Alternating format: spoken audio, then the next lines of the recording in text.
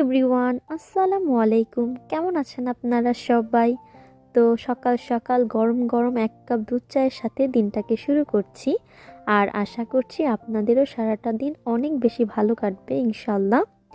তো এটা হচ্ছে গতকালের ভিডিও, মানে হচ্ছে বুধবারের ভিডিও। আর বুধবার সারাদিন আমি কি খেয়েছি সেটা নিয়েই থাকছে আজকের ভিডিও, মানে সকাল থেকে রাত পর্যন্ত আমি কি খেলাম সেটা নিয়ে। তো প্রথমেই দেখতে পেলেন যে আমি গরম গরম এক কাপ চা বানিয়ে নিয়েছি।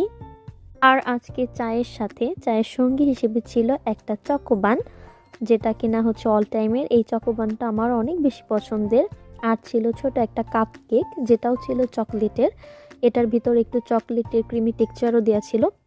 তো এই কেকটা আমার অনেক বেশি পছন্দের। আর আজকে অনেক সিম্পলভাবেই সকালের নাস্তাটা করি, কারণ হচ্ছে সারাদিন একটু ভারী খাবার দাবারই খাওয়া হবে।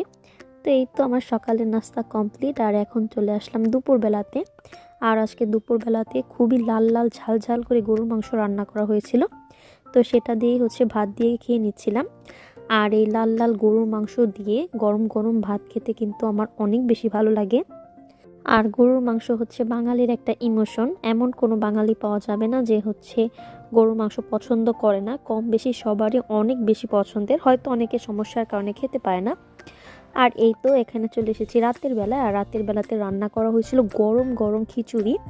আর আজকে প্রচুর শীত পড়েছিল ভাই, এত শীতের মধ্যে কিন্তু গরম গরম খিচুড়ি অনেক বেশি মজা লাগে। আর সাথে যদি থাকে গরুর মাংস তাহলে তো কথাই নেই।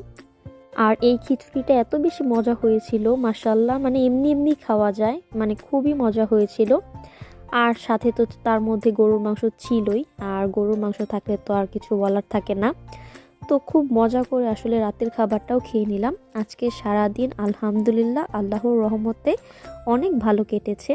প্রতিটা খাবারই মাশাআল্লাহ আলহামদুলিল্লাহ খুব তৃপ্তি করে খেয়েছি।